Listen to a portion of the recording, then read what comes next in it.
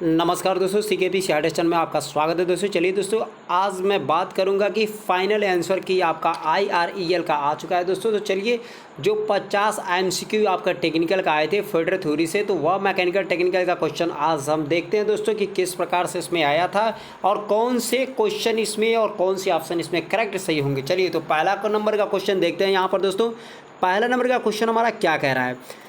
कह रहा है कि पहला नंबर कि यहाँ पर स्पेस दिया हुआ है और कह रहा है कि यहाँ पर फिर काम करने के लिए कारखानों में तकनीशियन द्वारा मास्क का प्रयोग किया जाता है।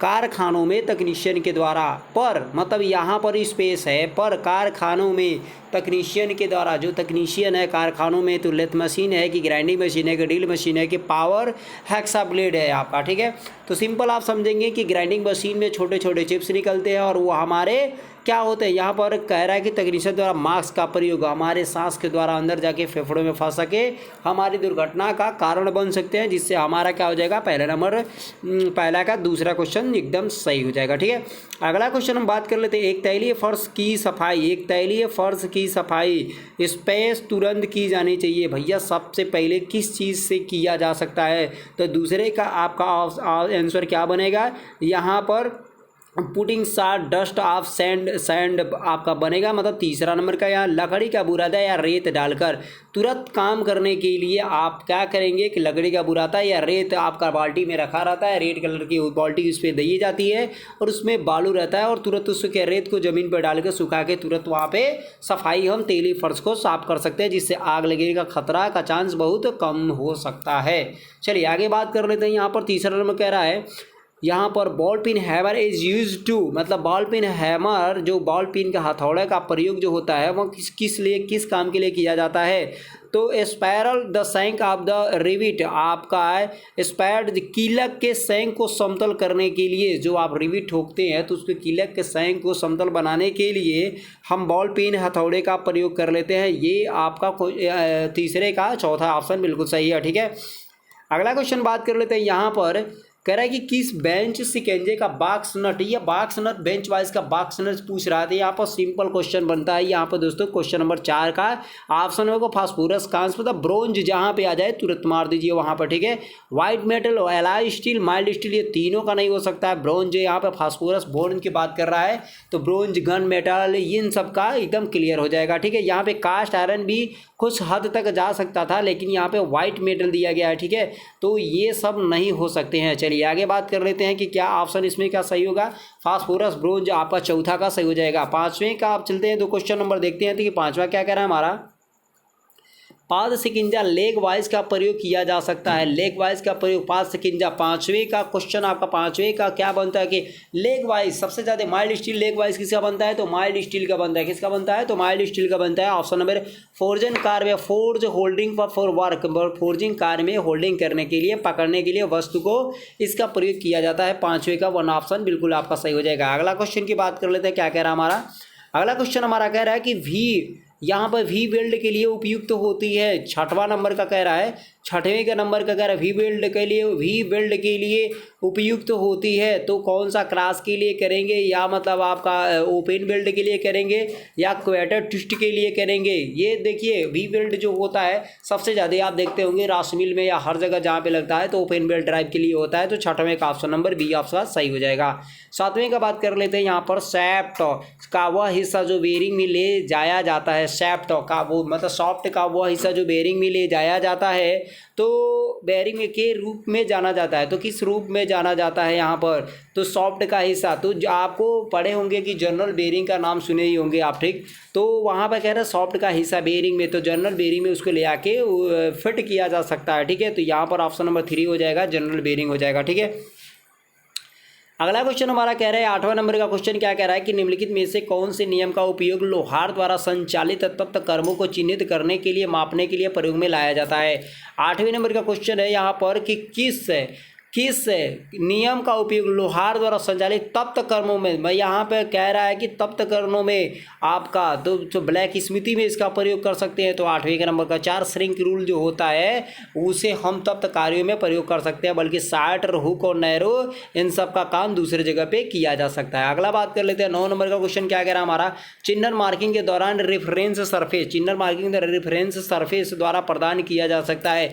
तो 9 का आपका तीसरा टेबल सरफेस का सीमांकन हो जाएगा। क्या हो जाएगा, मार्किंग ऑफ टेबल सरफेस, चिन्हन मार्किंग जहां पे हम चिन्ह करेंगे तो वो टेबल सरफेस हो जाएगा, जो माइल्ड स्टील का बनाया जाता है, 4 टांगे होती हैं और उस पे ये क्या होता है कि रेक्टेंगुलर आकार का एक सरफेस बेंच होता है, उस पर हम रख के चिन्हन मार्किंग कर सकते हैं, ठोकरे पीटने का चिन्हन का कार्य कर सकते हैं। अगला बात कर लेते हैं यहाँ पर 10 नंबर क्या कह रहा है, किसी यूनिवर्सल सरफेस गेज का निम्नलिखित में से कौन सा पुर्जा एक आधार कोर को बगल बगल समानांतर रेखाएं खींचने में मदद करता है, समानांतर रेखा खींचने में मदद करता है। तो 10 का ऑप्शन देखेंगे तो जो देखिए सबसे बड़ी यूनिवर्सल सरफेस गेज में एक गाइड पिन होता है, तो उसी से सबसे ज़्यादा हम काम करते हैं। आखिर राकर आर्म का काम नहीं है, बेस तो नीचे का एडजस्टिंग स्क्रू तो एडजस्ट करने के लिए किया जाता है, तो तीनों नहीं होगा, यहाँ पर गाइड पिन इसका बिल्कुल सही हो जाएगा।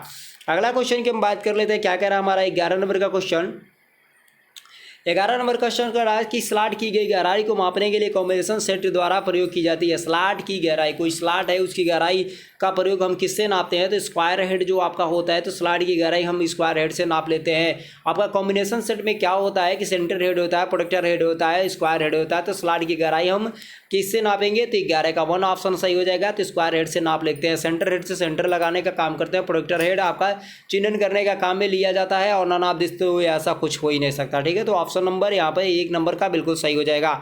चलिए 12 नंबर क्वेश्चन की बात कर लेते हैं, क्या कह रहा है कि बाहरी धागों को ऑब्लिक के मापने के लिए भी आकार की गहराई निहाई युक्त के विशेष माइक्रोमीटर का उपयोग किया जा सकता है। बाहरी धागों को, यहाँ पे कह रहा है बाहरी धागों को, तो कार्यक्षम व्यास बाहरी धागों को या इफेक्टिव डायमीटर, यहाँ पे हो जाएगा क्या, बाहरी धागों को, तो इफेक्टिव डायमीटर आपका बिल्कुल सही हो जाएगा, ठीक है।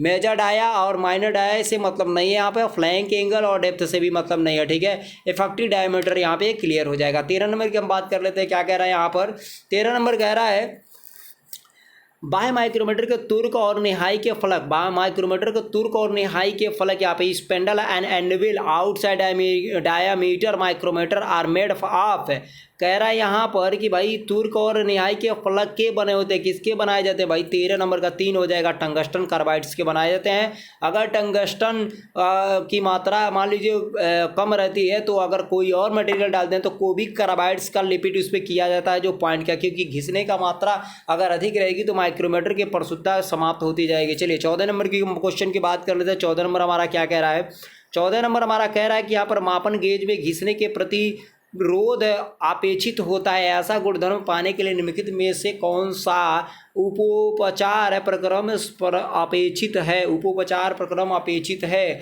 मापन गेज घिसने से प्रति या प्रतिरोध अपेक्षित होता है। यहाँ पर 14 नंबर के क्वेश्चन कह रहा है कि जैसे कि कोई मापन वाला चीज़ है, जैसे कि आपका कैलीपर हो गया, डिवाइडर हो गया, इनसाइड कैलीपर हो गया, तो मान लो यहाँ पर आउटसाइड कैलीपर है, ठीक है। तो आउटसाइड कैलीपर में कुछ इस प्रकार से लेग होते हैं, तो ये जो पॉइंट होता है इसको ये मापन एक प्रकार का है, तो कहीं भी ये जो आपको मापने का काम करेगी। जो घी से रोध से बचाने के लिए क्या कहता है, केस हार्डनिंग किया जाता है, केस या आपका कार्बाइड टिप्स कर दिया जाता है, यही कह रहा है। तो आपका चौथा क्वेश्चन हो जाएगा पृष्ठ दृष्टि दृढ़ीकरण हो जाएगा, ठीक है। चलिए आगे बात कर लेते हैं, क्या कह रहा है हमारा 15 कह रहा है कि मेसिंग गियरों में बैकलेस मैश में 2 गियर के बीच होता है। भाई किन के गियर के बीच में होता है, जब मैशिंग होता है, जैसे यहाँ पर एक दांते यहाँ पर है और एक दांते यहाँ पर है और एक दांते यहाँ पर है, ठीक है, ये एक दांत है, तो इन दोनों के दांतों के बीच में एक और दांता होता है, ठीक है। इस प्रकार से इन दोनों के दांतों के बीच में एक और दांता रहेगा, इन दोनों दांतों के बीच में एक और दांता रहेगा, तो यही कह रहा है। तो 15 नंबर का कह रहा है कि क्या होता है,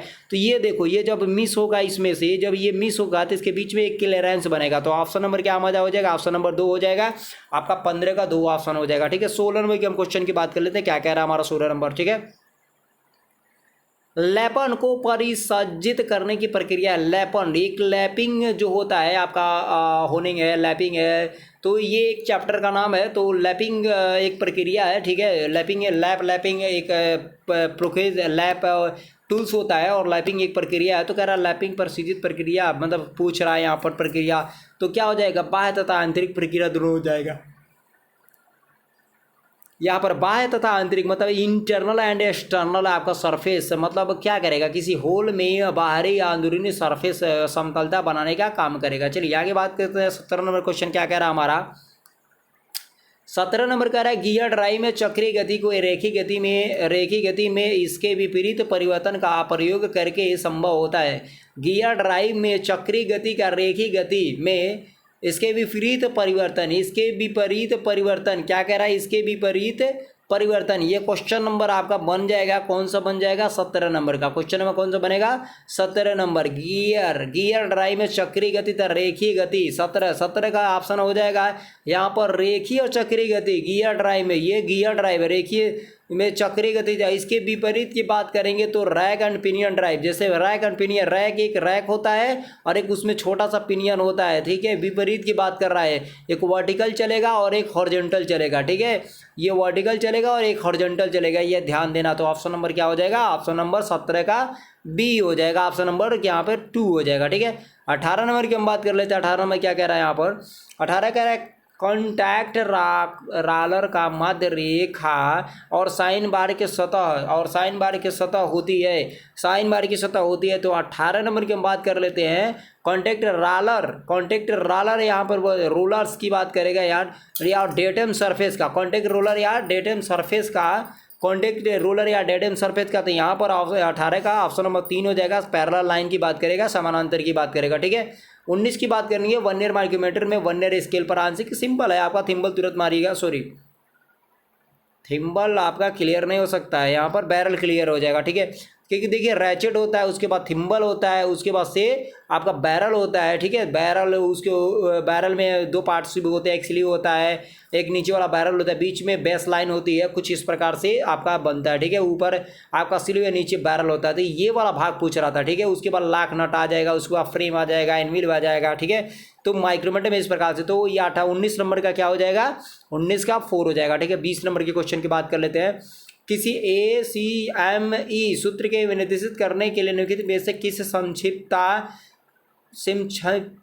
क्षर का प्रयोग किया जा सकता है। तो किसका, 20 का हो जाएगा आपका, कौन सा किया जा सकता है, तो TR60/9 का प्रयोग किया जा सकता है। किसका, TR60/9 का प्रयोग किया जा सकता है। यह फार्मूला आपको याद करना पड़ेगा एक्मे सूत्र के विनिर्दिष्ट करने के लिए। यहाँ पे ACME लिखा है तो ये एक्मे है, ठीक है। जैसे कि आपका मेट्रिक थ्रेड में जब जाएंगे तो मेट्रिक थ्रेड में एक्मे जो होता है 29 डिग्री वाला, तो उसका ये निकाला गया है TR, ठीक है। विनिर्दिष्ट कैसे किया जाएगा, तो TR60/9 के द्वारा किया जाएगा। 20 का 3 आपका सही है, ठीक है। 21 की बात कर लेंगे यहाँ पर। 21 कह रहा है कि बार बार ढीला करने और कसने के लिए निम्नलिखित में से किस स्क्रू का प्रयोग किया जा सकता है। बार बार ढीला और कसने के लिए, तो 21 का हो जाएगा आपका बार बार ढीला और कसने के लिए तो स्क्वायर हेड सेट स्क्रू का प्रयोग कर देंगे। कौन सा, स्क्वायर हेड सेट स्क्रू का। बाकी किसी का करेंगे तो बहुत जल्दी मिस और ख़राब हो सकता है, लेकिन स्क्वायर हेड है, पावर ट्रांसमिशन में सबसे ज़्यादा यूज लाने वाला थ्रेड होता है, ठीक है। और इसकी पावर शक्ति और क्षमता बहुत ज़्यादा होती है, क्योंकि झिसने में बहुत कम चांसेज होता है इसका। अगला बात करें निम्नलिखित में से कौन सा है कृत्रिम अपघर्षी है। कृत्रिम अपघर्षी की बात कर रहा है भैया, प्राकृतिक और कृत्रिम, ये आपका ग्राइंडर चैप्टर से है आपका। 22 नंबर क्वेश्चन की बात कर लेते हैं, तो कौन सा हो जाएगा भैया, यहाँ पर कह रहा है कृत्रिम अपघर्षी है। निम्नलिखित में से क्या एक कृत्रिम अपघर्षी है। सिलिकॉन कार्बाइड है, कोरंडम हीरा, ये आपका प्राकृतिक है, ठीक है। सिलिकॉन कार्बाइड, यहाँ पर देखिए एमरी भी आपका प्राकृतिक है, ठीक है। लेकिन कुछ जगहों पे 22 का देखिए 4 आंसर दिया गया है। एमरी भी प्राकृतिक है, ठीक है। आप लोग राजनीति के या मतलब रॉयल के बुक में देखिएगा तो कोरंडम हीरा और एमरी जो तीनों है, ये आपका क्या है कि ये प्राकृतिक है, लेकिन सिलिकॉन कार्बाइड ये क्या है कि कृत्रिम है। यहाँ पर कह क्या रहा है, निम्नलिखित में से क्या एक कृत्रिम अपघर्षी है, मतलब इनमें से कौन सा आर्टिफिशियल एब्रेसिव की बात कर रहा है। सिलिकॉन कार्बाइड क्लियर हो जाएगा, लेकिन बहुत सारे जगह ये ऑप्शन आपका चौथा एमरी हो जाएगा, ठीक है। तो ध्यान दीजिए ना इसे दोनों पे, ठीक है। तो क्लियरिटी है आपका, दोनों क्लियर कर दिया है कि आप लोग कृत्रिम में जैसे सिलिकॉन कार्बाइड है और एल्युमिनियम ऑक्साइड हो जाएगा, तो दोनों हो जाएगा। दोनों ये कृत्रिम के द्वारा बना के आप काम में लाया जाता है, ठीक है। ये कोरंडम हीरा एमरी आपका प्राकृतिक है, ठीक है। बट यहाँ पे 4 आंसर आयोग के द्वारा सही माना गया, तो आप लोग देख सकते हैं, इसको समझ सकते हैं, ओके। मैंने दोनों को क्लियर कर दिया है, ओके।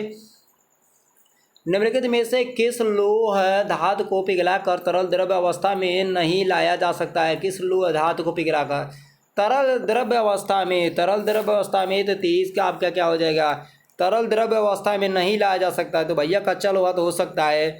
स्टील में थोड़ा सा शक है, ढलवा लोहा भी हो गल सकता है, हो जाएगा। पिटवा लोहा भी तो बिल्कुल आसान है, ठीक है।